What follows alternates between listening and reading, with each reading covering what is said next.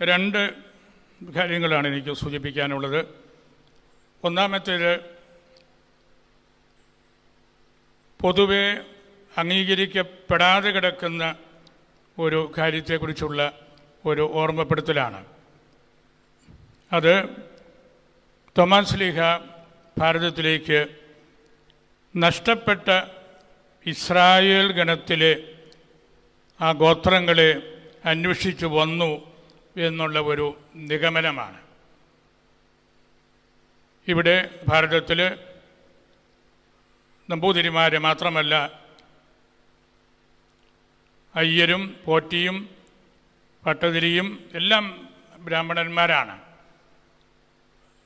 ഈ അടുത്ത കാലങ്ങളിലൊക്കെ പാശ്ചാത്യ സർവകലാശാലകളിലും കിഴക്കൻ സഭകളിലുമൊക്കെ കൂടുതൽ പഠിച്ചുകൊണ്ടിരിക്കുന്ന ഒരു കാര്യമാണ്. തോമാ ശ്ലീഹ ഇവിടെ വന്നപ്പോൾ, അല്ലെങ്കിൽ വന്നത് ഇവിടെ യൂത ബ്രാഹ്മണന്മാർ ഉണ്ടായിരുന്നു എന്നതാണ്. പിന്നീട് ബ്രാഹ്മണ മേധാവിത്വമൊക്കെ നമ്മൾ പറയുന്നത് 6-7 നൂറ്റാണ്ടൊക്കെ ആകുമ്പോഴാണ്. ഇസ്രായേലിലെ നഷ്ടപ്പെട്ട ലോസ്റ്റ് ട്രൈബ്സ് എവിടെയാണെന്ന് തോമായ്ക്ക് ഒരു ഉത്തരവാദിത്വം കൊടുത്തു എന്നും, അങ്ങനെ അദ്ദേഹം തക്ഷശിലയിലും കാശ്മീരിലും ബലൂചിസ്ഥാൻ മലയിലും കറാച്ചിയിലും സിന്ധിലും എല്ലാം വന്നു. അവിടെ ഉള്ള പ്രകടമായ ഒരു തെളിവ് അവിടുത്തെ ഡോൾമെൻസാണ്, കല്ലറകളാണ്. യഹൂദരുടെ മൃതസംസ്കാരത്തിൽ ഉപയോഗിക്കുന്ന കല്ലറകൾ പോലെ തന്നെ ഈ പറഞ്ഞ സ്ഥലങ്ങളിലെല്ലാം ഉത്തർപ്രദേശിലും ജാർഖണ്ഡിലും ഛത്തീസ്ഗഡിലും വിദർഭയിലും പിന്നീട് കർണാടകത്തിലും നമ്മുടെ നാട്ടിലുമൊക്കെ ഈ യഹൂദ കല്ലറകൾക്ക് സമാനമായ കല്ലറകൾ ഇന്ന് നമ്മൾ സിറോ മലബാർ അല്ലെങ്കിൽ ക്രൈസ്തവർ അവരെക്കുറിച്ച് മാത്രമല്ല, ഇന്ത്യയിലുള്ള എല്ലാ ജനവിഭാഗങ്ങളെയും കുറിച്ച് പറയുന്നൊരു കാര്യമാണ്. അതുകൊണ്ട് തോമാ ശ്ലീഹായെക്കുറിച്ച് നമ്മൾ പറയുമ്പോൾ ക്രൈസ്തവ സഭകൾ തമ്മിലുള്ള കൂട്ടായ്മ, ഒന്നിപ്പ്, അതിൻ്റെ സഹോദര്യം, അതുമാത്രമല്ല ഈ വലിയ ഭൂഖണ്ഡത്തിലുള്ള എല്ലാ മതവിഭാഗങ്ങളും തമ്മിലുള്ള ഒരു ബന്ധത്തിലേക്ക് അതിനെ കൊണ്ടുവരാനായിട്ട് സാധിക്കും എന്നുള്ള ആ ഒരു കാര്യം നമ്മൾ മറന്നുകളെ കളയരുത്. നമ്മളുടെ ഈ രാജ്യം കാത്തു സൂക്ഷിക്കുന്ന ഡോൾമെൻസ്, ശവക്കല്ലറകൾ അത്തരത്തിൽ വളരെയേറെ പ്രധാനപ്പെട്ട കാര്യങ്ങളാണ്. ലോസ്റ്റ് ട്രൈബ്സ്, നഷ്ടപ്പെട്ടവർ ആരായിരുന്നു?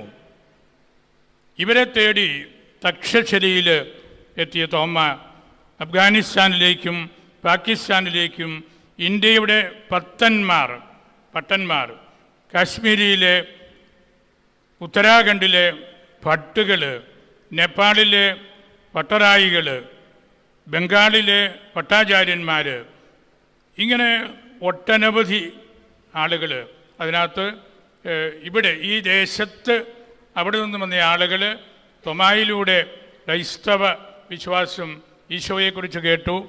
മറ്റ് മതങ്ങളിലേക്കും ഒക്കെ ഇവരിൽ നിന്ന് ആളുകൾ പോയിട്ടുണ്ട്.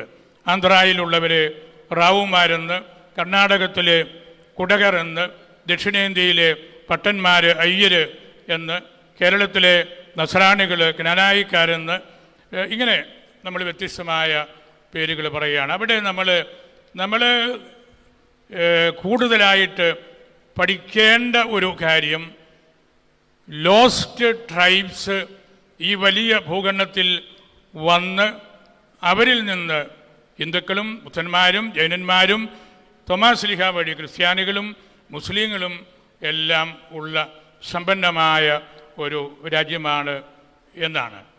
ഭൂട്ടാൻ എന്ന രാജ്യത്തിൻ്റെ പേര് തന്നെ പട്ടന്മാരിൽ നിന്ന് വന്നതാണെന്ന് പണ്ഡിതന്മാർ പറയാറുണ്ട്. നഫ്താലി ഗോത്രക്കാരുടെ ദേശമാണ് നേപ്പാൾ എന്ന് സ്ഥാപിക്കുന്ന ചരിത്രകാരന്മാരുണ്ട്. നെഹ്റു എന്ന പേര് പോലും ഇസ്രായേൽ ഗോത്രത്തലവനായ അബ്രാഹമിൻ്റെ മുത്തച്ഛൻ നാഹോറിൽ നിന്ന് വന്നതാണ് എന്ന് പറയുന്ന ചരിത്രകാരന്മാരുണ്ട്. അപ്പം ഞാനിത് പറഞ്ഞത് ഇതൊരു ഇനിയും നമ്മൾ പഠിച്ച് സ്ഥാപിക്കപ്പെടേണ്ട ഒരു കാര്യമാണ്. അങ്ങനെയുള്ള ഒരു കാര്യത്തിലേക്ക് നമ്മൾ നോക്കുമ്പോഴാണ് ഞാൻ പറഞ്ഞ ആ കല്ലറകളുടെ പ്രത്യേകതകൾ. ഭട്ടന്മാർ 10 ഏൽ നഷ്ടപ്പെട്ട 10 ഗോത്രങ്ങളും അവിടെയുണ്ട് എന്നൊരു പ്രബോധനമുണ്ട്. 10 മലയാളത്തിലും 10 എന്നാണല്ലോ. ഏൽ ദൈവമാണ്. നഷ്ടപ്പെട്ട 10 ഗോത്രക്കാർ ഈ പട്ടേൽ, നമ്മൾ പട്ടേൽ ഒക്കെ വലിയ പ്രഗത്ഭനായ ആളാണ്. അങ്ങനെയുള്ള ആ കാര്യങ്ങളൊക്കെ നമ്മൾ ഭാരതത്തിൻ്റെ, ഇന്ത്യയുടെ ആ ഒരു സാംസ്കാരികമായ കോൺട്രിബ്യൂഷൻ നമ്മൾ നോക്കുമ്പോൾ അതിവിടെ പിതാക്കന്മാരെ സൂചിപ്പിച്ച ആ യഹൂദ പാരമ്പര്യത്തോടും തോമാശ്ലീഹായുടെ ഭാരത പ്രവേശനത്തോടും വളരെയേറെ ബന്ധപ്പെട്ട് കിടക്കുന്ന കാര്യങ്ങളാണ്. ഈ കല്ലറകളെക്കുറിച്ച് വലിയ ഡോൾമെൻസ് അല്ലെങ്കിൽ ഖത്തക്കൊമ്പ്, കല്ലിൽ വെട്ടി ഇറക്കുന്ന ഗുഹ എന്നൊക്കെ നമ്മൾ പറയുന്ന ആ കാര്യങ്ങൾ ഞാൻ ഈ പ്രദേശത്തോട് ബന്ധപ്പെട്ട് പറയുകയാണ്. നമ്മുടെ പാല, കുറിഞ്ഞി, കടനാട്, കുറുമണ്ണ്, മറ്റത്തിപ്പാറ, കുറവലങ്ങാട്, കടുത്തുരുത്തി തുടങ്ങിയ സ്ഥലങ്ങളിലെല്ലാം ഇത്തരം കല്ലറകളുണ്ട്, ഡോൾമെൻസ്. അത് യഹൂദന്മാർ അവരുടെ പൂർവികരെ സംസ്കരിച്ചതുപോലെയുള്ള കല്ലറകളാണ്. അത് ഞാനീ പറഞ്ഞ ഈ നാടൊക്കെ എൻ്റെ നാടാണ്, ഈ കുറുമണ്ണ്, കയ്യൂരൊക്കെ. ഞാനത് എൻ്റെ വല്യപ്പനിൽ നേരത്തെ കേട്ടിട്ടുണ്ട്. ഇവിടെയുള്ള കല്ലറകൾ വലിയ പ്രാധാന്യമുള്ളതാണ് എന്നൊക്കെ. അപ്പം അങ്ങനെയുള്ള വലിയ കാര്യങ്ങളിലേക്കുള്ള ഗവേഷണം നമുക്ക് നടത്തേണ്ടതുണ്ട്. അതാണ് എൻ്റെ ഒന്നാമത്തെ പോയിൻ്റ്. രണ്ടാമത് എനിക്ക് പറയാനുള്ളത്, ഇവിടെ പിതാക്കന്മാർ മീനച്ചിലാറിനെ കുറിച്ച് എല്ലാം പറഞ്ഞു.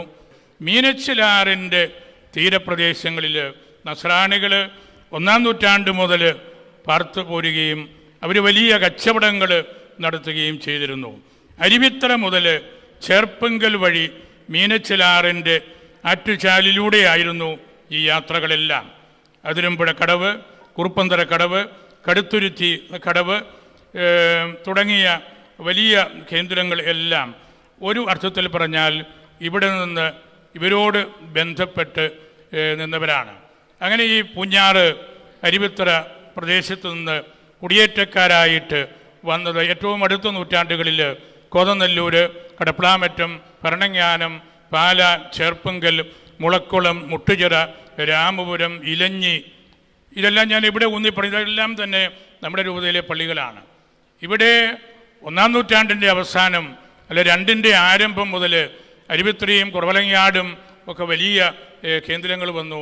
പിന്നീട് ഞാനീ പറഞ്ഞ ഈ പള്ളികളെല്ലാം 7, 8, 10, 11 നൂറ്റാണ്ടുകളിൽ ഒന്ന് ഓർത്ത് നോക്കിയേ, അത്ര പൗരാണികത്വമുള്ള പള്ളികളാണ് നമ്മുടെ ഈ ദേശത്ത് ദൈവം നമുക്ക് തന്നിരിക്കുന്നത്.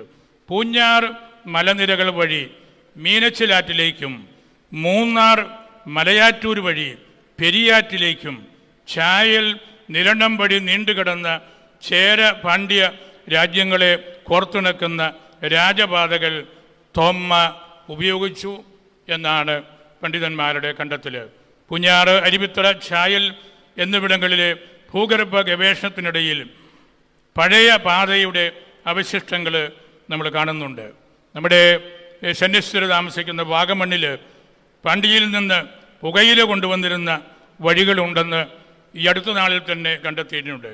നമ്മുടെ തൊട്ടടുത്തുള്ള ഇടമറുകിലും കുഞ്ഞാറിൽ നിന്ന് കിട്ടിയ റോമൻ നാണയങ്ങൾ മീനച്ചിൽ നദീതട സംസ്കാരത്തിൻ്റെ അതിപുരാതനമായ തെളിവുകളാണ്. അങ്ങനെ നമ്മൾ ഈ തോമായുടെ ഭാരതപ്രവേശനം എന്ന് പറയുന്നത് ഇവിടെയുള്ള എല്ലാ ജനതകൾക്കും സൗഖ്യം കിട്ടാനുള്ള, ഇവിടെ പിതാക്കന്മാർ പറഞ്ഞല്ലോ, കൂട്ടായ്മ കിട്ടാനുള്ള ആ ഒരു തരത്തിലേക്ക് അതിനെ ഫോക്കസ് ചെയ്യുമ്പോൾ വലിയ ആവേശകരമായ ചിന്തയിലേക്ക് നമുക്ക് പോകാൻ പറ്റും. ഇതിനെ എല്ലാം നിഷേധിക്കുന്നവരെല്ലാം പിതാക്കന്മാർ സൂചിപ്പിച്ചു. തോമാശ്ലീഹ ഇവിടെ വരുന്നതിന് മുമ്പുള്ള ചരിത്രകാരന്മാർ തോമായുടെ പ്രവേശനത്തെക്കുറിച്ച് പറഞ്ഞിട്ടുണ്ട്. തോമ വന്നതിനെക്കുറിച്ച് Origen, Eusebius, Ephrem, Gregory Nazianzen, Ambrose, Jerome എന്നീ പിതാക്കന്മാരെല്ലാം അതിനെ സാക്ഷ്യപ്പെടുത്തി പറയുന്നുണ്ട്. നമ്മളുടെ ചിന്തകൾ വീണ്ടും നമ്മൾ കൂടുതലായിട്ട് ഇത് പഠിക്കണം.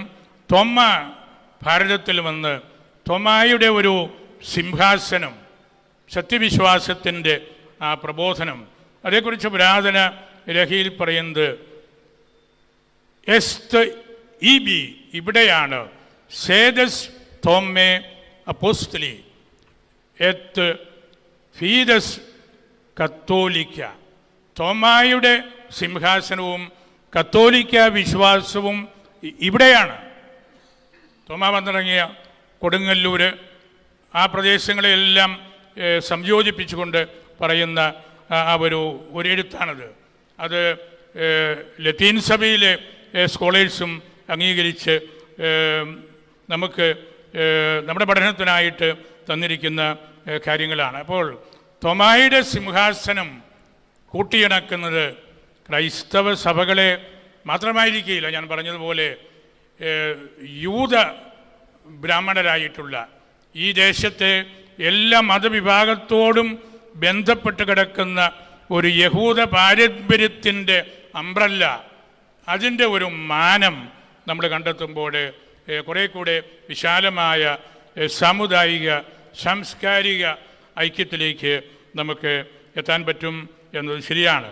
കേരളത്തിൽ ബുദ്ധ, ജൈന, മത എല്ലാ സമുദായങ്ങളും ഇവിടെയുണ്ട്. നമ്മളിവിടെ ഇരിക്കുന്ന ഈ സ്ഥലത്തും എത്രയോ വൈവിധ്യമാർന്ന സാംസ്കാരിക കാര്യങ്ങളോട് ബന്ധപ്പെട്ട് കിടക്കുന്ന ആളുകൾ അധിവസിക്കുന്ന സ്ഥലമാണ്. അതുകൊണ്ട് നമുക്ക് തോമായുടെ ഭാരത പ്രവേശനം നമ്മെ സംബന്ധിച്ച് ഞാൻ പറയും എല്ലാ ഭാരതീയനെയും ബാധിക്കേണ്ടതാണ്, ബന്ധപ്പെടേണ്ടതാണ്. അതാണ് ആ യഹൂദ പാരമ്പര്യത്തിൻ്റെ സമഗ്രമായ ഒരു കാര്യം. തോമാശ്ലീഹ കടന്നുപോയ 7 പള്ളികൾ, ഈ പറഞ്ഞ വഴികളെല്ലാം, അവിടെയെല്ലാം അദ്ദേഹം കണ്ടത് ഈ യൂതന്മാരെയാണ്. ബ്രാഹ്മണന്മാരുടെ ലെവലിൽ, 1ാം ലെവലിൽ നിൽക്കുന്ന ആ ആളുകളെയാണ്. പിന്നീട് വന്ന മേധാവിത്വം അല്ലെങ്കിൽ ഹെഗമണി എന്നൊക്കെ പറയുന്നത് 6-7 നൂറ്റാണ്ടുകളിലാണ്. അപ്പം അദ്ദേഹം തോമാശ്ലീഹ ഇവിടെ വരുമ്പോൾ അദ്ദേഹം വന്ന വഴികൾ തക്ഷശിലയിൽ നിന്ന് വന്നതും പിന്നീട് നമ്മളുടെ സ്വന്തം നാട്ടിൽ വന്നതും അതെല്ലാം ഈ വലിയ സംസ്കാരങ്ങളെ കോർത്തിണക്കി. അദ്ദേഹം ചെന്നപ്പോൾ ഇവിടെയെല്ലാം അദ്ദേഹത്തിൻ്റെ ഭാഷ സംസാരിക്കുന്ന ആളുകളുണ്ടായിരുന്നു. അതുകൊണ്ടാണ് അവിടെയെല്ലാം എത്തിപ്പിടിക്കാൻ സാധിച്ചത്. അവിടെ 7 പള്ളികൾ. ഇന്ന് നമ്മൾ പുറത്ത് നമസ്കാരം നടത്തുമ്പോൾ ഈ പള്ളികൾ സ്ലീവായാണ്, കുരിശാണ്. അവിടെ ഒരു കുരിശ് നാട്ടി അവിടെ പ്രാർത്ഥിച്ചു. അതാണ്. അവിടെ വലിയ ബൃഹത്തായ ദേവാലയങ്ങൾ ഇല്ല, ഒന്ന് സങ്കല്പിക്കാൻ പോലും പറ്റിയില്ല. എത്രയോ നൂറ്റാണ്ടുകൾ കഴിഞ്ഞാണ് ഇന്ന് നമ്മൾ 7 പള്ളികളായിരിക്കുന്ന ആ സ്ഥലത്തെ ദേവാലയങ്ങളൊക്കെ പിന്നീട് വന്നത്. പുറത്ത് നമസ്കാരം തന്നെ തോമാശ്ലീഹ കടന്നുപോയ വഴികളിൽ ഈശോയുടെ സ്ലീവ നാട്ടി അവിടെ പ്രാർത്ഥിച്ചപ്പോൾ മാമോദീസ സ്വീകരിക്കാനായിട്ട് വലിയ പറ്റം ആളുകൾ വന്നു. നമ്മുടെ വലിയ തറവാടിത്തമുള്ള പുരാതന കുടുംബങ്ങളൊക്കെ അതിനോട് ബന്ധപ്പെട്ട് കിടക്കുന്നവരാണ്. അപ്പം അങ്ങനെയുള്ള ചരിത്രപരമായ കാര്യങ്ങൾ കൂടുതലായിട്ട് നമുക്ക് കണ്ടെത്താനായിട്ട് ഇത് സാധിക്കണം.